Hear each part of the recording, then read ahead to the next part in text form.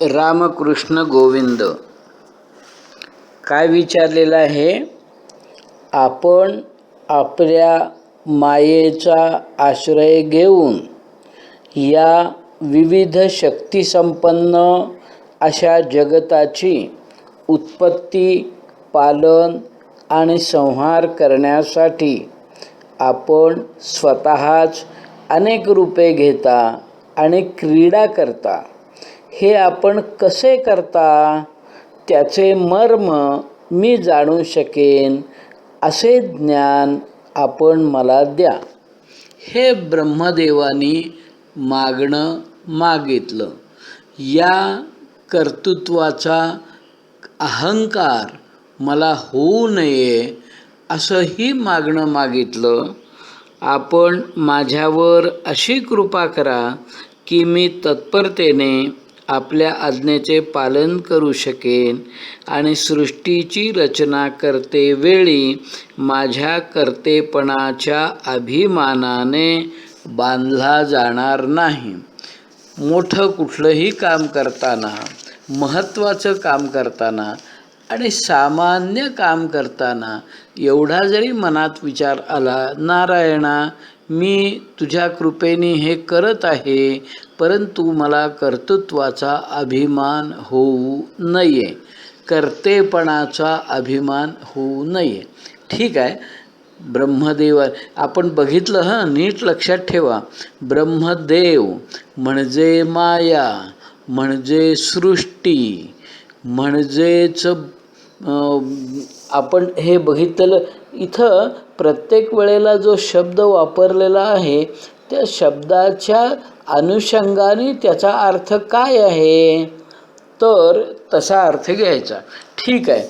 आता सगळ्यात महत्त्वाचा प्रत्यक्ष चतुश्लोकी भागवताचा भाग म्हणजे भगवान उवाच, स्कंध 2 अध्याय 9 श्लोक 30 ते 36 या श्लोकावर आपण विवेचन करणार आहे. माझी एक प्रार्थना आहे, विनंती आहे, ज्यांना हा अध्यात्माचा अभ्यास करण्याशिवाय फारसं काही काम नाही आहे महत्त्वाचं, किंवा जे नोकरी करत नाही, ज्यांच्यावर फारशी काही सांसारिक जबाबदारी नाही आणि ज्यांना अध्यात्माची आवड आहे, त्यांनी नासदीय सूक्तावरती अहिताग्नी राजवाडे यांचं विवेचनात्मक 4 पुस्तकं आहेत. अर्थातच हा विषय अवघड, त्यामुळं ही पुस्तकंसुद्धा अवघड. दुर्मिळ पुस्तकं आहेत. दुर्मिळ पुस्तकं असल्यामुळं मोठ्या प्रसिद्ध आणि जुन्या कुठल्या तरी वाचनालयात किंवा मोठ्या कॉलेजच्या वाचनालयात, लायब्ररीत तुम्हाला ती पुस्तकं मिळतील. अवश्य वाचा, अवश्य वाचा. ऋग्वेदातलं सूक्त आहे, नासदीय सूक्त, अत्यंत महत्त्वाचं आहे. हा विषय समजून घेण्यास आणि त्या विषयाचं, त्या सूक्ताचं, त्या नासदीय सूक्तावरच्या पुस्तकांचा थोडक्यात सारांश द्यायचा म्हटला तरीसुद्धा खूप विस्तार होईल. त्यामुळं जाणकारांनी, ज्यांना अभ्यास करायचा आहे त्यांनी ती पुस्तकं अवश्य वाचावीत. ठीक आहे. भगवान काय म्हणाले? पहिला, अजूनही चतुश्लोकी भागवताचे 4 श्लोक येण्यापूर्वी भगवान सांगतात ब्रह्मदेवाला, काय म्हणतात? ज्ञानं परमगुह्यं मे यद्विज्ञान समन्वितं सरहस्यं सदंगम च गृहाण गदितं मया. स्कंध 2 अध्याय 9 श्लोक 30. महत्त्वाचा श्लोक आहे अत्यंत. भगवान म्हणतात, अनुभव, भक्ती आणि साधनांनी युक्त असे अत्यंत गोपनीय ज्ञान मी तुला सांगतो, ते तू ग्रहण कर. आता भगवान ज्ञान सांगतायत, भगवान ज्ञान सांगताहेत आणि त्याचा सृष्टीच्या उत्पत्ती पालन संहाराशी प्रत्यक्ष संबंध आहे. ज्ञान आणि याच्या पुढच्या श्लोकात भगवान म्हणतात, यावानहम यथा भावो यद्रूप गुणकर्मकः तथैव तत्वविज्ञानम अस्तुते मदनुग्रहात. 31वा श्लोक आहे. माझा बघा नीट तुमच्यापुढं पुस्तक ठेवा. माझा जेवढा विस्तार आहे, माझे जे लक्षण आहे, माझी जितकी आणि जशी रूपे गुण आणि लीला आहेत, त्यांच्या तत्वांचा तू माझ्या कृपेने योग्यरित्या अनुभव घे. इथं एक शब्द महत्त्वाचा, तत्वांचा अनुभव घे. माझी रूपे, माझे गुण, माझ्या लीला, माझी जितकी रूपे आहेत, जितकी गुण आहेत, लीला आहेत, त्यांच्या तत्वांचा. भगवंताने पूतनेला मारलं, ही लीला केली, पण या पाठीमागं तत्व काय आहे? भगवंताने गोवर्धन पर्वत किरंगळीवर उचलला, ही लीला केली, पण त्यामागचं तत्व काय आहे? गीतेमध्ये एक श्लोक आहे, अवजानन्ति मां मूढां मानुषीं तनुमाश्रितम्. अवजानन्ति म्हणजे अपमान करतात, इन्सल्ट मी, माझा अपमान करतात. कोण? मूढः, मूढ लोक, मूर्ख लोक. अवजानन्ति मां मूढां. आणि कशा प्रकारे माझा अपमान करतात? तर अवजानन्ति मां मूढां मानुषीं तनुम आश्रितम. मला मनुष्यासारखा देह धारण केलेला जे समजतात, मनुष्य समजतात, 2 हात 2 पाय नाक तोंड डोळे कान वगैरे असलेला समजतात किंवा असलेलाच समजतात, ते माझा अपमान करतात.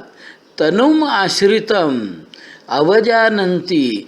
भगवान गोप होते, गोपाल होते आणि त्यांनी तो गोवर्धन पर्वत उचलला असं समजणं, ही लीला, हे सामान्यांसाठी ठीक आहे.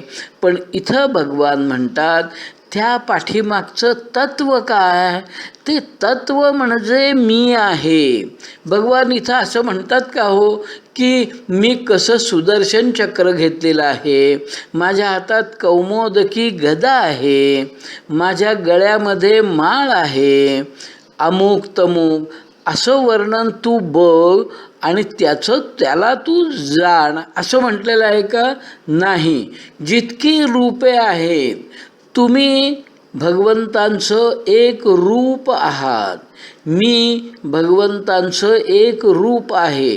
या पाठीमागं तत्व काय आहे ते तू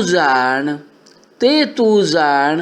मनुष्य देह म्हणजे मी नव्हे, मनुष्यासारखा देह म्हणजे मी नव्हे.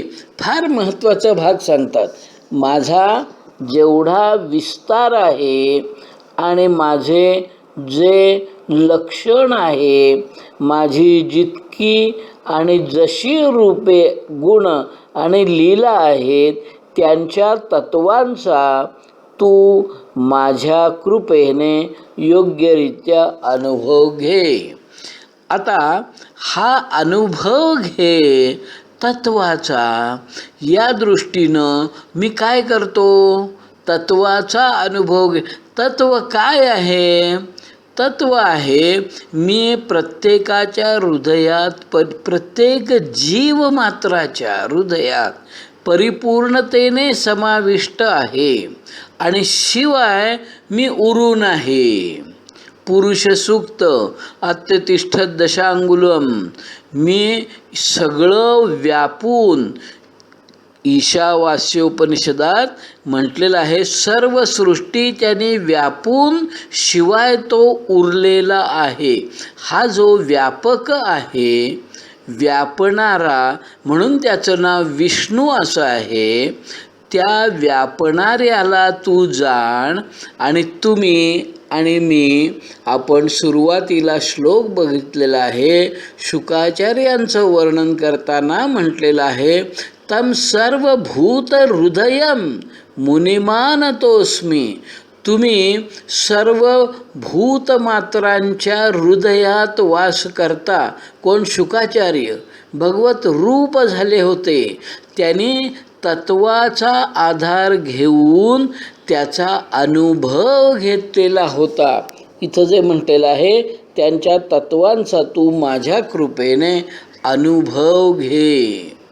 तत्वाशी, सत्य तत्वाशी शुकाचार्य एक रूप झाले होते.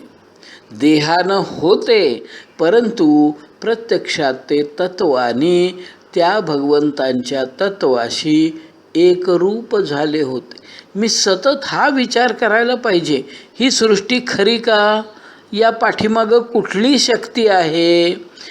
ती शक्ती माझ्या हृदयात वास करते. तीच शक्ती माझ्या हृदयात आहे. ती शक्ती आहे म्हणूनच मी कार्यरत आहे. म्हणजे ती शक्ती म्हणजेच मी. सतत विचार जर केला तर तो भिनतो आणि त्या तत्वाचा अनुभव घेणं. मी प्रवास करतोय, मी जेवण करतोय, मी पैसे काढतोय, लॉकरमध्ये पैसे ठेवतोय, मी बसमधून चाललेलो आहे, काय काय काय मी जे करतो, मी आता प्रवचन बोलतोय, मी प्रवचन ऐकतोय, हे त्या तत्वामुळंच शक्य आहे.